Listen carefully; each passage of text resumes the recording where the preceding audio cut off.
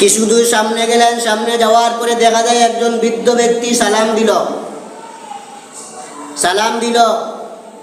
রাসূলুল্লাহ সাল্লাল্লাহু আলাইহি ওয়াসাল্লামকে ডাক দিল, নবীজি তার ডাকে সাড়া দিলেন না।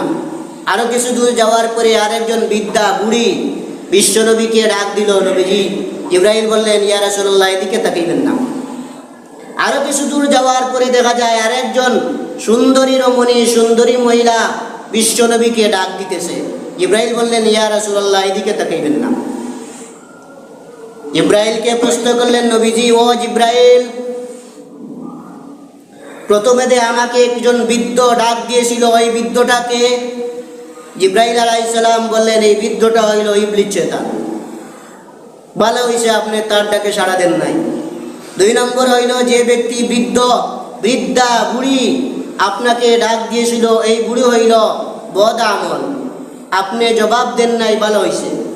3 নম্বর হইল সুন্দরী রমণী, এই সুন্দরী রমণীটা হইল দুনিয়ার চাকচিক্য, দুনিয়া আপনাকে ডাকতেছে, আপনি জবাব দেন নাই, ভালো হইছে। যদি আপনি এই সুন্দরী মহিলার কথায় আপনি জবাব দিতেন, এই সুন্দরী মহিলার ডাকে আপনি সাড়া দিতেন, আপনার উম্মতেরাও সুন্দরী মহিলার প্রেমে পড়ত। যদিও সামান্য মুষ্টিময় কয়েক উম্মত যদিও নারীলোভী হয়, সকল উম্মত কিন্তু একসঙ্গে নারীলোভী হবে না। কারণ কি, নবীজি বুড়ি হয়ে সুন্দরী রমণীর ডাকে মেরাজে সাড়া দেয় নাই। আরো কিছু দূর যাওয়ার পরে বুরাকটা আবারও তামানোর পরে এমন একটা জায়গার মধ্যে গেলেন। যাওয়ার পরে 2 রাকাত নামাজ পড়লেন। 2 রাকাত নামাজ পড়ার পরে জিবরিলকে প্রশ্ন করলেন, ভাই এটা কোন জায়গা? জিবরাইল আলাইহিস সালাম বললেন, এটা যে হইল তুর পাহাড়, যেখানে মূসা আলাইহিস সালাম প্রতিদিন আল্লাহর সাথে সরাসরি কথা বলতেন। সুবহানাল্লাহ, কোনো পর্দা নাই, সরাসরি মূসা নবী আল্লাহর সাথে কথা বলতেন। ওয়া কাল্লামাল্লাহু মূসা তাকলিমা। এখান থেকে উঠে আবার বিশ্বনবীজি উপর দিকে উঠলেন। আবার উপর দিকে উঠার পরে আরো কিছুক্ষণ যাওয়ার পরে আবার একটা মাটিতে নামলেন, ভূমিতে নামার পরে 2 রাকাত নামাজ পড়লেন। জিবরাইল আলাইহিস সালাম প্রশ্ন করলেন, ইয়া রাসূলুল্লাহ, জিবরাইল আলাইহিস সালামকে প্রশ্ন করলেন, ও ভাই জিবরাইল এইটা কোন জায়গা? জিবরাইল আলাইহিস সালাম বলেন, এইটা হইল ঈসা আলাইহিস সালাতু ওয়াস সালাম বাবা ছাড়া মরিয়মের গর্ভে জন্ম হয়েছিলেন যেই জায়গা, এই জায়গাটা হইল এখানে আপনি 2 রাকাত নামাজ পড়েছেন। রাসূল পাক সাল্লাল্লাহু আলাইহি ওয়াসাল্লাম আরো সামনে আগাইলেন। আরো সামনে যাওয়ার পরে কিছুক্ষণ যাওয়ার পরে একজন মানুষ সালাম দিল, আসসালামু আলাইকা ইয়া নবিয়াল্লাহ। আরো কিছুক্ষণ যাওয়ার পরে আরেকজন সালাম দিল, আসসালামু আলাইকা ইয়া আউয়াল। অন্য বর্ণনায় আছে আসসালামু আলাইকা ইয়া আখির। অন্য বর্ণনায় আছে আরেকজন সালাম দিয়েছিল, আসসালামু আলাইকা ইয়া হাশির। এই 3টা বাক্য দ্বারা সালাম দিলেন। জিবরাইলকে প্রশ্ন করলেন, ভাই জিবরাইল এরা কারা? যে ব্যক্তি প্রথমে আমাকে সালাম দিল, আসসালামু আলাইকা ইয়া নবিয়াল্লাহ, তাহলে বুঝা যায় আমাকে চিনছে। না চিনল তো নবী আল্লাহ কেমনে বলবে? নবী না চিনল তো বলার কোনো প্রশ্ন আসে না। এখন জিবরাইল বললেন, যিনি আপনাকে সালাম দিলেন ইনি হলেন ইব্রাহিম খলিলুল্লাহ আলাইহিস সালাম। 2 নম্বর বার যিনি আপনাকে সালাম দিয়েছিলেন, আসসালামু আলাইকা ইয়া আউয়াল ইয়া আখির, উনি হলেন মূসা আলাইহিস সালাতু ওয়াস সালাম। সুবহানাল্লাহ। 3 নম্বর যিনি আপনাকে সালাম দিয়েছিলেন, ইয়া হাশির, আসসালামু আলাইকা ইয়া হাশির, উনি হলেন ঈসা আলাইহিস সালাম আপনাকে সালাম দিয়েছেন। সুবহানাল্লাহ। আরো কিছু দূর যাওয়ার পরে হঠাৎ দেখা যায় একজন মানুষ আরেকজন মানুষের মাথায় লোহা দিয়া আঘাত করতেছে।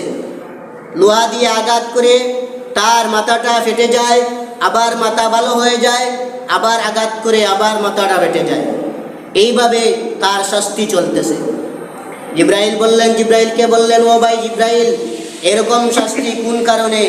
জিবরাইল বললেন, এই শাস্তিটা হইল বেনামাজির কারণে, নামাজ ছাড়ার কারণে তার এই শাস্তিটা হইল কিয়ামত পর্যন্ত চলবে।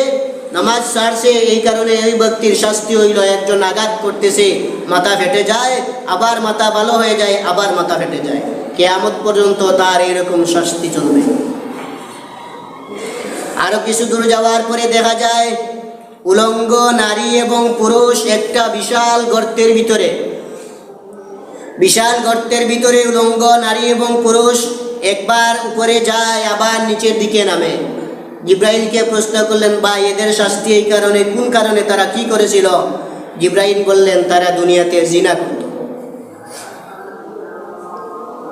আরো কিছু দূর যাওয়ার পরে দেখলেন কিছু ডেক ডেকচি কাঁচা গুস্ত, কিছু মানুষ কাঁচা গুস্ত ভক্ষণ করতেছে। জিব্রাইল প্রশ্ন করলেন, এরা কাঁচা গুস্ত কেন ভক্ষণ করে? জিব্রাইল বললেন, এরা প্রক্রিয়া করত। স্বামী আসে, স্বামী থাকা সত্ত্বেও অন্য স্বামীর সঙ্গে খারাপ কাজ করে। তার স্ত্রী আসে, স্ত্রী থাকা সত্ত্বেও অন্য পুরুষের সঙ্গে, অন্য স্ত্রীর সঙ্গে, মহিলার সঙ্গে বিচার করে, প্রক্রিয়া করে। এই কারণে এদের শাস্তি। আরো কিছু দূর গেলেন, কিছু দূর যাওয়ার পরে দেখা যায় কয়েকগুলো মহিলা যাদের লজ্জাস্থান বেঁধে রাখা হয়েছে। নবীজি সাল্লাল্লাহু আলাইহি ওয়াসাল্লাম এদিকে তাকাইলেন, জিব্রাইল বললেন, সামনে চলেন। নবীজি আরো সামনে গেলেন। আরো সামনে যাওয়ার পরে দেখা যায় কিছু মানুষ ক্ষেত লাগায়, ক্ষেত লাগানোর পরে তাড়াতাড়ি ফসল হয়ে যায়। এই মাত্র ক্ষেত লাগাইছে, আবার তাড়াতাড়ি ফসল হয়ে যায়। ক্ষেত লাগায়, তাড়াতাড়ি ফসল হয়ে যায়, আবার কাটা শুরু হয়ে যায়। এরকম ইতিহাস আসেনি বাংলাদেশে? জি না, এরকম ইতিহাস নাই। এই মাত্র ক্ষেত লাগাইলো, জমিনে ধান লাগাইলো, আবার ধান ধরবে? সম্ভব না। 5-6 মাস যাওয়ার পরে মোটামুটি ধান ধরে। কিন্তু দেখা যায় এরা ফসল কাটে, আবার তাড়াতাড়ি ফসলটা হয়ে যায়। জিব্রাইল আলাইহিস সালাম বললেন, সামনে চলেন, এদিকে তাকাইবেন না। নবীজি সাল্লাল্লাহু আলাইহি ওয়াসাল্লাম আরো সামনে গেলেন। আরো সামনে যাওয়ার পরে দেখা যায় রক্তের নদী নালা। রক্তের নদী নালার মধ্যে কিছু মানুষ রক্তের নদীতে গোসল করে ডুব দিয়ে সামনে উঠার জন্য অগ্রসর হয়। তখন উপর থেকে কিছু মানুষ পাথর দিয়ে আঘাত করে এরা আবার রক্তের নদীতে পড়ে যায়। আবার উঠতে চায়, আবার তারা যখন পাথর মারে তখন আবার রক্তের মধ্যে পড়ে যায়। এইভাবে তারা কিয়ামত পর্যন্ত চলতে থাকবে। ইব্রাহিম বললেন, এদের শাস্তি কি? এরা হইল সুদখোর। সুদখোর কিয়ামতের ময়দানে এত বড় পেট নিয়ে হাশরের ময়দানে দাঁড়াইবে। হাশরের ময়দানে মানুষ স্থান পাইবে, জোর পায়ে দাঁড়াইলে যতটুকু জায়গা আছে ততটুকুর জায়গা। কিন্তু একজন সুদখোরের পেট হবে এই বড়, মটকার মতো বড় বড়। ইউরাফি বুতুনিহিমুল হাইয়া, যখন দেখা যাবে সুদখোরের পেটের ভিতরে সাপ, সুদখোরের পেটের ভিতরে সাপ দেখা যাচ্ছে, তখন কি বলেন? হাশরের ময়দানে মানুষ তার সামনে থাকবে না। এমন শাস্তি।